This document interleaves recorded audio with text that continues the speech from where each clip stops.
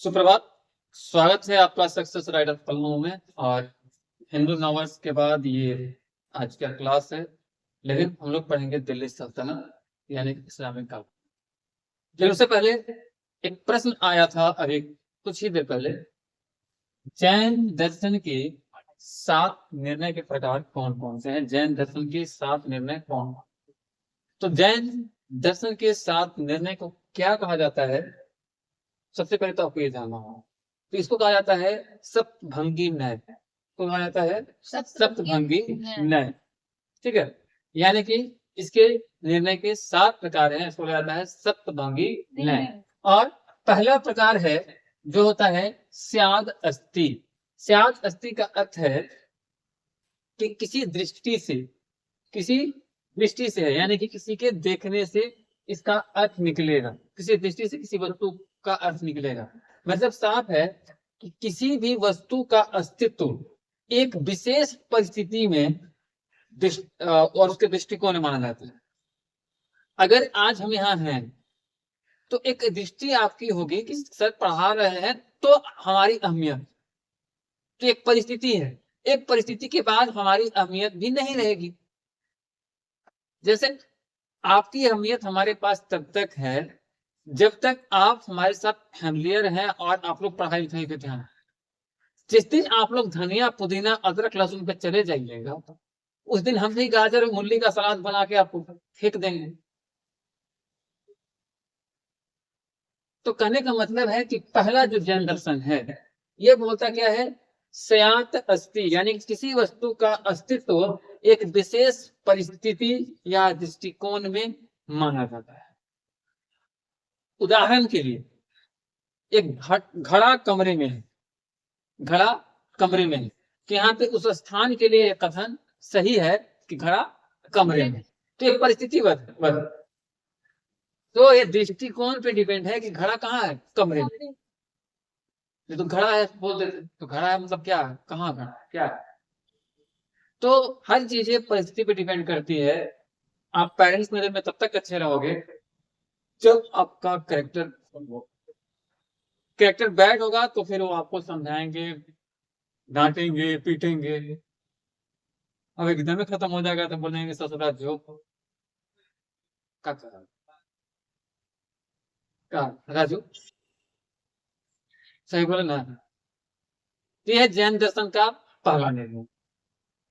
और दूसरा निर्णय क्या है? स्याद नास्ति, तो किसी भी दृष्टि से नहीं।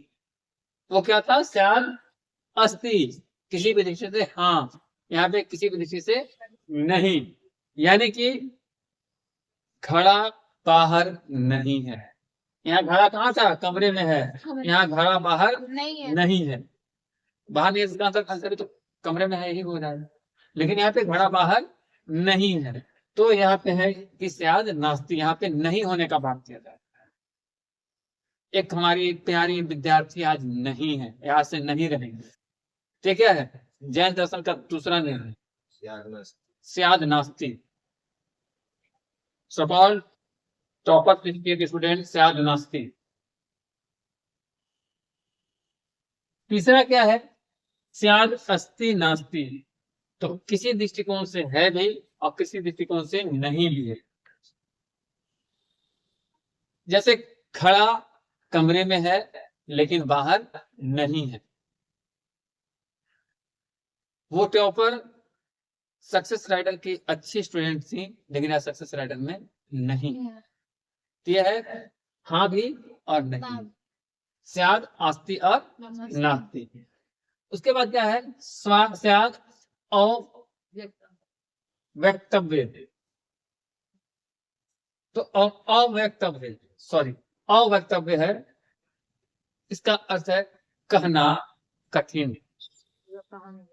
तो जब स्थिति जटिल हो और स्पष्ट रूप से ना कही जाए, उसको व्यक्त ना किया जाए, तो कहा जाएगा कि घड़े की स्थिति ऐसी है कि उसे स्पष्ट रूप से है या नहीं है कहना कठिन।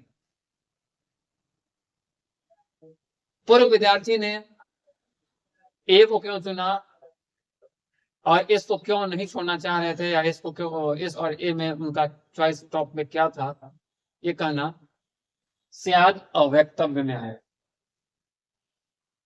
किसी के पास दो ऑप्शन थे, एस मतलब सक्सेस राइडर और ए मतलब नहीं बोले, तो उनके साथ स्थिति ये थी अवक्तव्य, वो कहा नहीं जा सकता था, वो कह नहीं सकते थे कि मेरे चॉइस फर्स्ट क्या है। हाँ, तो ऐसी स्थिति में घड़ा बाहर है कि अंदर है कहा नहीं जा सकता है। और घड़ा क्या है कि हिल रहा था लाइन पे, दरवाजे पे लक्ष्मण रेखा पे जब हिल रहा था तो कह नहीं सकता कि बाहर है कि अंदर।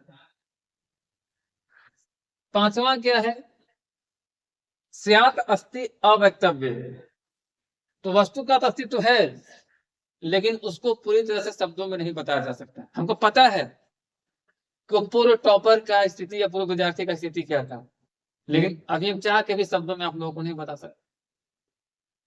तो वो हो जाएगा स्याद असत्य वक्तव्य।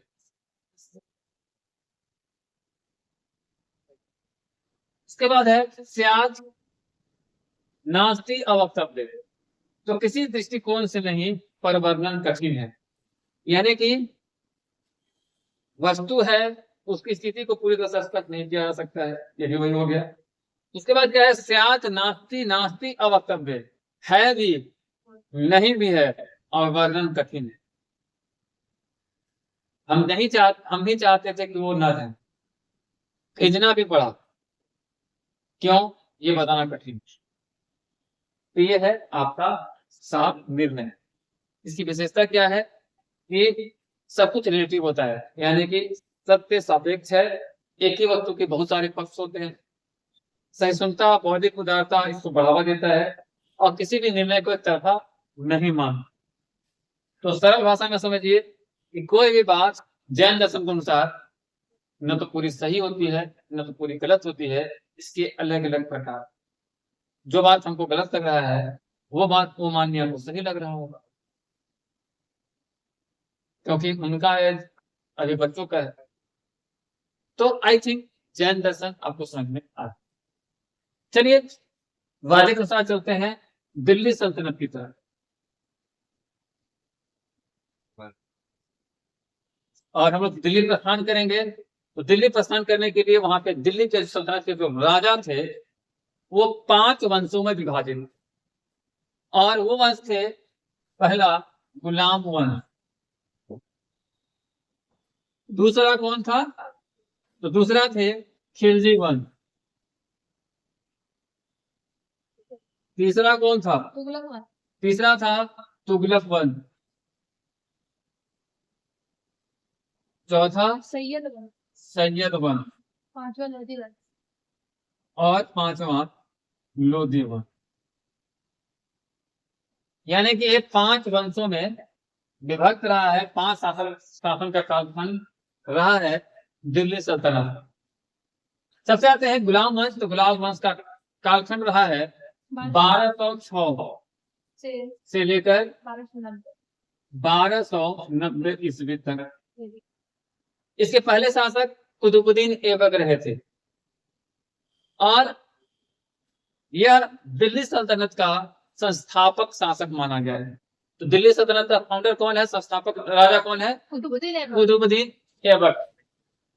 और ये गुलाम वंश का भी संस्थापक था। तो कुतुबुद्दीन ऐबक जो है ये गुलाम वंश का और दिल्ली वंश का दोनों का संस्थापक। और इसका कालखंड 1206 से 1210 अल्पकाल ही रहा है। और इसका कारण भी एक है कि ये गुलाम वंश नाम क्यों पड़ा, तो ये गुलाम था। गुलाम का, इसको गुलामों का गुलाम कहा है। ये गुलाम था। कौन गुलाम था, ऐबक, कुतुबुद्दीन ऐबक गुलाम था। किसका गुलाम था, तो मोहम्मद गौरी का गुलाम, मोहम्मद गौरी का गुलाम, इसीलिए इसको गुलाम था। यानी कि ये उसकी गुलामी में शासक बना, और शासन में रहा तो ये उससे बिना पूछे कोई काम नहीं करे। अब गुलाम हो ना, उपनिवेश भी नहीं हो, गुलाम। क्योंकि ऐबक को खरीदा गया, गुलाम का मतलब कि कोई युद्ध में या दबा के पराजित नहीं किया था, ऐबक को खरीदा गया था। मोहम्मद गोरी ने ऐबक को खरीदा था। किससे खरीदा था? अजीज कुकी से। अजीज कुकी से ऐबक को खरीदा था मोहम्मद गोरी ने। कितना में खरीदा था, आप लोग कमेंट कर दीजिए। क्या रुपया में खरीदा? विनिमय सिस्टम होगा ना, बेचा कुकी गौरी तो उसके बदले में कुछ लिया। हालांकि इसको बहुत सारे उपाधियां भी मिली। लाख बख्श कहा जाता है, कुरान खां कहा जाता है, हातिम कहा जाता है। ये इनकी 3 उपाधियां हैं। और ऐबक का अर्थ क्या होता है? ये जो ऐबक अफवाह है, इसका अर्थ क्या होता है? चंद्रमा का देवता। बहुत बढ़िया। इसका अर्थ होता है चंद्रमा का देवता। देवता। ऐबक का अर्थ होता है चंद्रमा का देवता। और सबसे पहले इसको पद मिला मलिक का, उसके बाद सिपाह सलार बना और फिर राजा। पहले गुलाम बना, खरीदा गया इसको, मोहम्मद गौरी ने खरीदा, फिर इसको मलिक पद पे बैठाया, फिर इसको सिपाह सलार बनाया। जैसे अभी आईपीएल चल रहा है ना, पहले प्लेयर खरीदेगा, फिर उसी में से किसी को कप्तान बनाएगा, कोच खरीदेगा। तो ये इसी टाइप का समझ। उसके बाद कुतुबउद्दीन बख्तियार काकी को समर्पित कुतुब मीनार बनवाने का काम शुरू करता है। एक कुतुब मीनार हुआ था दिल्ली में। हाँ, देखा था 1300।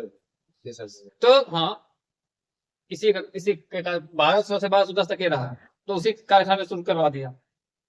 तो ये कुतुबउद्दीन बख्तियार काकी जो हैं चिश्ती संप्रदाय के, उनके को समर्पित करते हुए कुतुब मीनार का निर्माण शुरू कर दिया।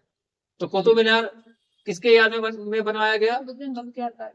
ये कौन थे? चिश्ती संप्रदाय के थे, और नाम था कुतुबउद्दीन बख्तियार काकी। निर्माण कौन शुरू कराया? कुतुबउद्दीन ऐबक शुरू कराया। निर्माण पूरा कौन कराया? इल्तुतमिश पूरा करवाया।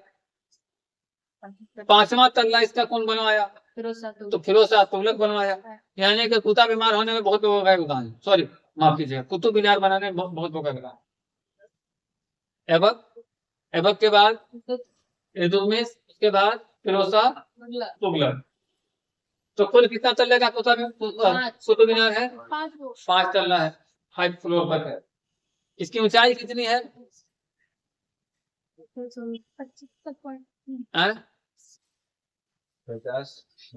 मीटर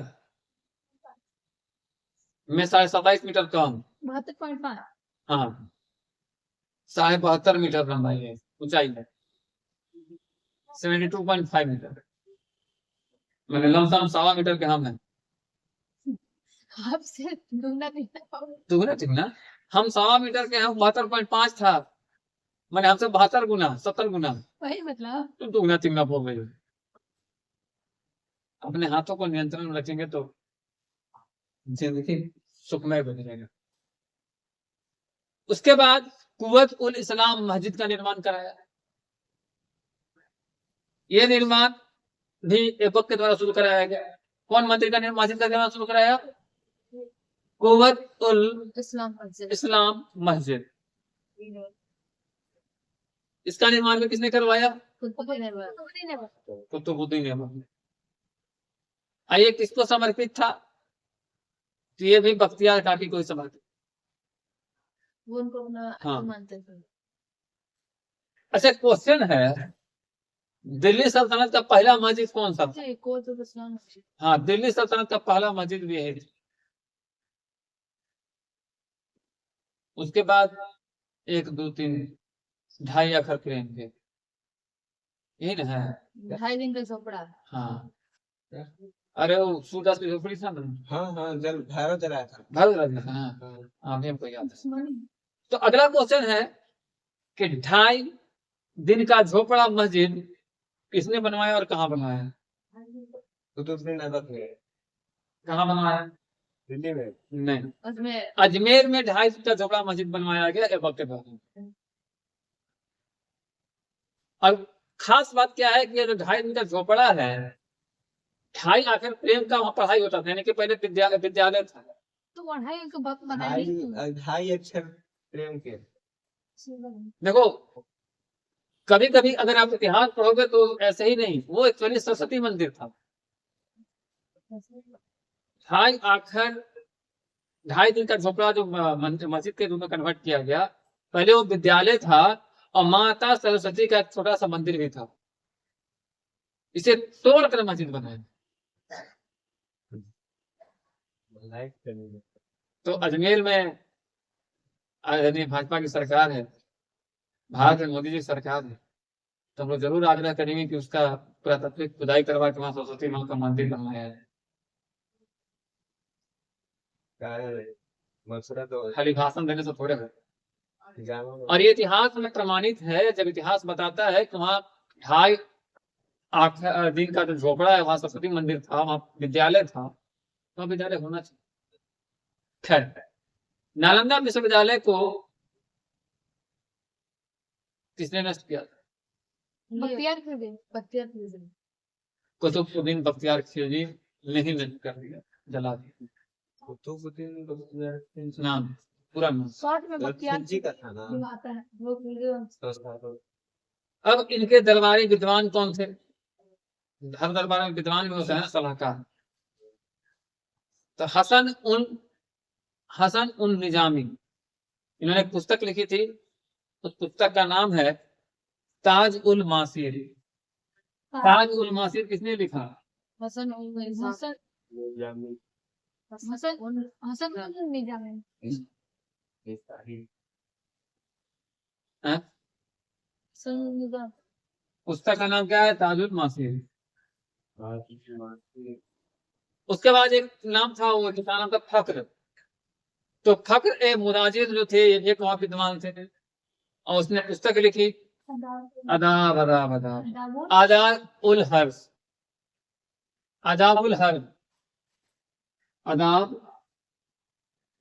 उल हर्स, ये पुस्तक लिखी। किसने लिखी? हसन फक्र ए मुदाबिर। हसन का बुक ताज और मासीर।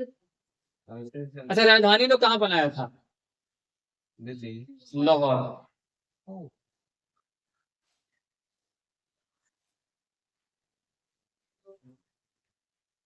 ऐबक की मृत्यु कब हुई? स्वाति सो गई।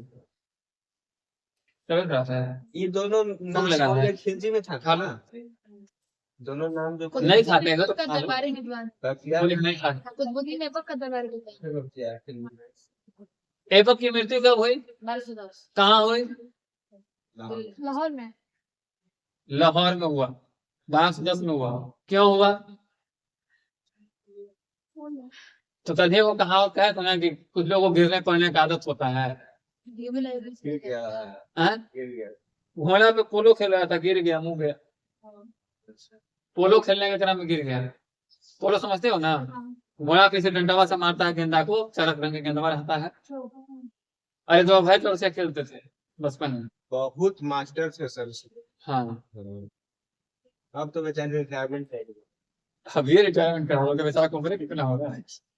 पोला खेले थे। उसके बाद इनके बाद ऐबक के बाद आते हैं आराम शाह। ये 1210 से इनका शासन शुरू होता है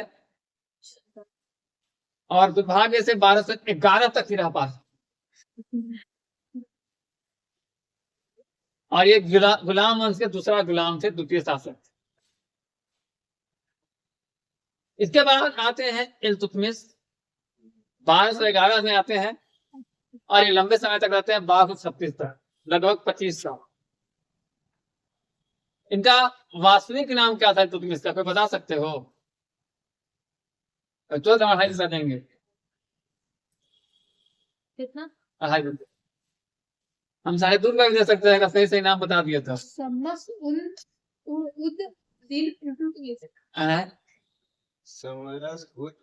समरस नहीं है, समस। इनका नाम था समस उद दीन इल्तुतमिश। शमसुद्दीन। इल्तुतमिश। शमसुद्दीन होते को वो इल्तुतमिश। ये कुतुबुद्दीन ऐबक का दामाद था और मोहम्मद गौरी का गुलाम था। इल्तुतमिश कौन था? ऐबक का दामाद।